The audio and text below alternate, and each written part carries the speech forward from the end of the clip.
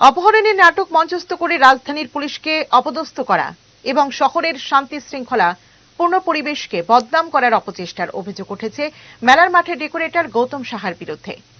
পরিবারের ঝগড়ার একটি বিষয়কে ঘিরে পুলিশকে মিসগাইড করেছেন গৌতম সাহা, এমনটাই অভিযোগ। ঘটনায় রাজধানীবাসীদের মধ্যে ছিছি রব সৃষ্টি হয়েছে। পারিবারিক ঝগড়া আর সেটিকে কেন্দ্র করে অপহরণ নামক অপপ্রচার ছড়ানো এবং পুলিশকে হেয় প্রতিপন্ন করার ঘটনায় মেলার মাঠের ডেকোরেটর ব্যবসায়ী গৌতম দাস এবং তার পরিবারের লোকজনদের ভূমিকায় গোটা শহর রাজধানীবাসীর তরফে ছিছি রব উঠেছে।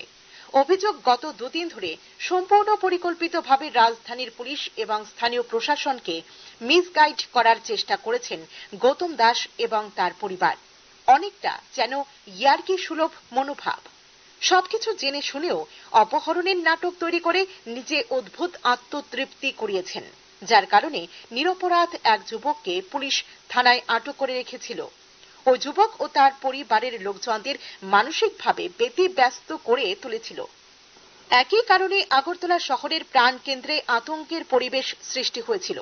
অথচ মূল ঘটনা, শনিবার রাতে স্ত্রীর সঙ্গে ঝগড়া করে ডেকোরেটর গৌতম দাস নিজেই আত্মগোপন করেছিলেন শহরে অবস্থিত তার অন্য এক ঠিকানায়।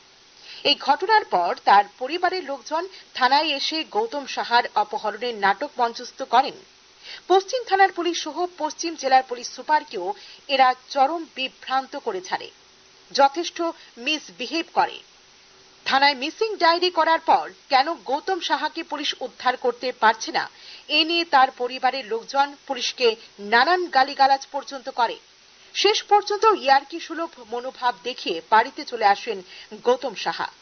পারিবারিক ঝগড়াকে কেন্দ্র করে কেন একটা অসত্য ঘটনা গৌতম সাহা এবং তার পরিবারের লোকজন প্রচার করলো এবং তাতে এরা কি ধরনের আনন্দ উপভোগ করলো, তা নিয়ে আশ্চর্য সংশ্লিষ্ট মহলে। ডেকোরেটর গৌতম সাহা নিজেই এই অপপ্রচারে ইন্ধন দেন এবং রাজধানীর শান্তিপূর্ণ পরিবেশটিকে বদনাম করার চেষ্টা করেন। এই বিষয়টিকে কেন্দ্র করে স্বয়ং রাজ্যের স্বরাষ্ট্রমন্ত্রীকেও বিজেপির সঙ্গে কথা বলতে হয়েছিল। প্রশ্ন উঠেছে, এরকম আচরণের পেছনে আসলে কি টার্গেট লুকিয়ে গৌতম বাবুদের? বাম আমলের এই নেতা গৌতম বাবু তার চারিত্রিক অধঃপতনের কারণে পরিবারের অন্তরে নানান ধরনের নাটক মঞ্চস্থ করে থাকেন। এ ব্যাপারে অবশ্য নানান তথ্য জানা গেছে।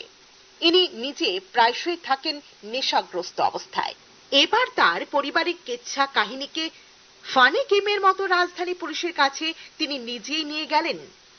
অপহরণের অসত্য নাটক মঞ্চস্থ করে গৌতম সাহা নামক চরিত্র ভ্রষ্টের আদৌ কি লাভ হয়েছে তা জানা নেই, তবে এ রাজধানীর ভাবমূর্তি কিন্তু কিছুটা হলেও নষ্ট হয়েছে।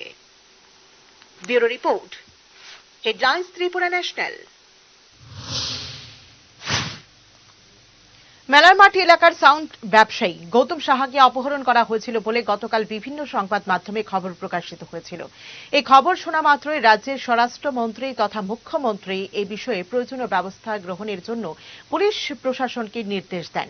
নির্দেশ পেয়ে ঘটনার তদন্তে নামে পুলিশ প্রশাসন। ঘটনার তদন্ত করে পুলিশ মুখ্যমন্ত্রীকে জানিয়েছেন সেই ব্যবসায়ীকে অপহরণ করার খবর একেবারেই ভিত্তিহীন। পুলিশ জানিয়েছে গৌতম সাহা আজ সকালে নিজেই বাড়ি ফিরেছেন এবং তার অপহরণের বিষয়টি অসত্য। পুলিশ আরও জানিয়েছেন ব্যক্তিগত কারণেই তিনি বাড়ি থেকে বেরিয়েছিলেন। মুখ্যমন্ত্রী অধ্যাপক ডক্টর মানিক সাহা সবাইকে আশ্বস্ত করেন সাধারণ মানুষের সুরক্ষায় তৎপর স্বরাষ্ট্র দপ্তর।